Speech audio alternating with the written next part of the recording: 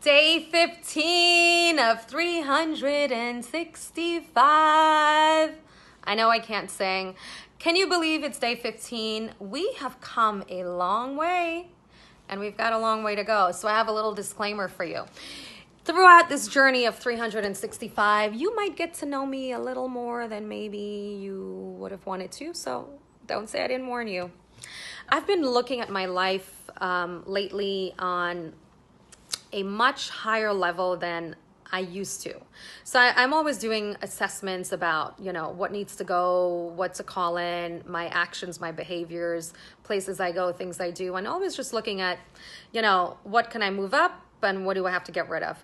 And what I've noticed lately is I've been doing it on with a very fine-tooth comb, looking through stuff and wanting like this deeper desire inside of me to become better and better and better than I've ever been, much faster, like really pushing myself.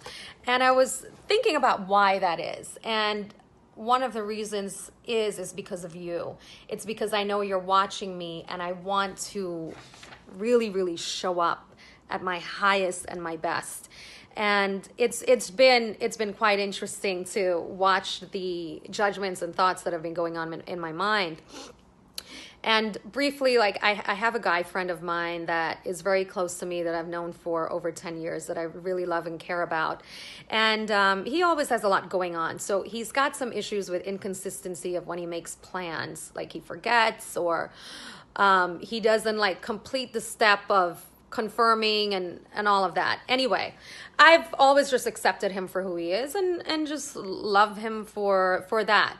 And I think lately I just have had a short fuse. So I started like really judging him for the last time we made plans and he didn't follow through. And I was having a lot of crappy thoughts about him in my mind. And he sent me a message a few days ago saying hello and telling me that he missed me. And of course I had like a major attitude. And then, as we were communicating, he told me that he's been sick and he had to have surgery and he hasn't been well for a really long time. And he just didn't want to complain, so he didn't say anything. And of course, I felt like a complete ass. And I started looking at myself and looking at what I've been thinking about him. And, just like judging him, like, he can't keep his word, he can't show up, he's an asshole, whatever. And I didn't think it was bad, but I know better. But the justification was that it wasn't bad because it was just in my mind. Nobody can hear me. It's not like I'm saying it out loud.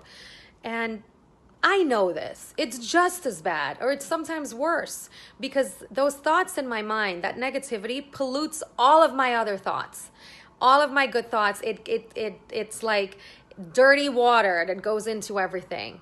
And I was thinking about how not only was I polluting my mind and the negativity was not helpful for anything, but I was having these shitty thoughts about him, which was not helpful for him. But anybody that I came in contact with, that I had to communicate with or be around, they weren't getting the best of me because my thoughts were polluted with negativity, basically. So I'm looking at this on a deeper level because I know all of these things, but I'm seeing it differently. And one of the reasons is because I have this insane desire to become better. Because when I started these videos, it was about me being consistent, raising my level of consistency in my life on a much higher level for my discipline. And then I decided to dedicate these videos to the legacy of my mother. So that alone like moved it up even more, which I did not expect.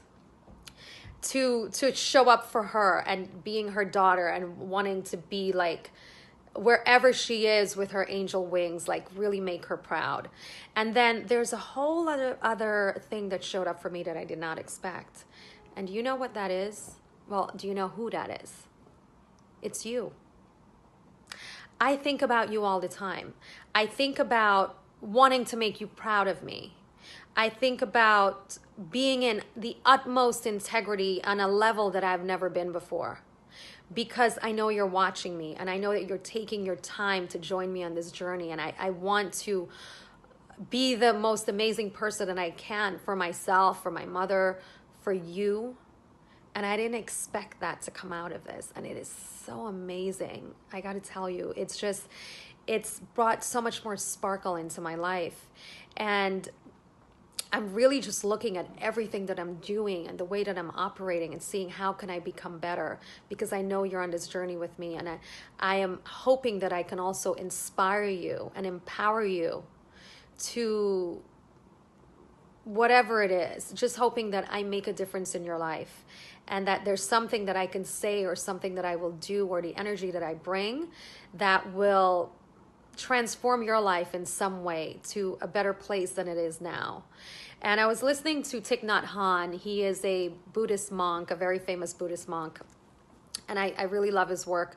And I was reading something that really, it did something for me. So I wanted to share it with you. And I am already over time. My goal is always 5 minutes. And I know I'm past 5 minutes. But I want to share this with you before I go. And it goes like this. Knowing that words can create happiness or suffering, I am committed to speaking truthfully, using words that inspire confidence, joy, hope. I will speak and listen in a way that can help myself and the other person to transform suffering and see the way out of difficult situations. So basically, knowing that words can create happiness or suffering, I am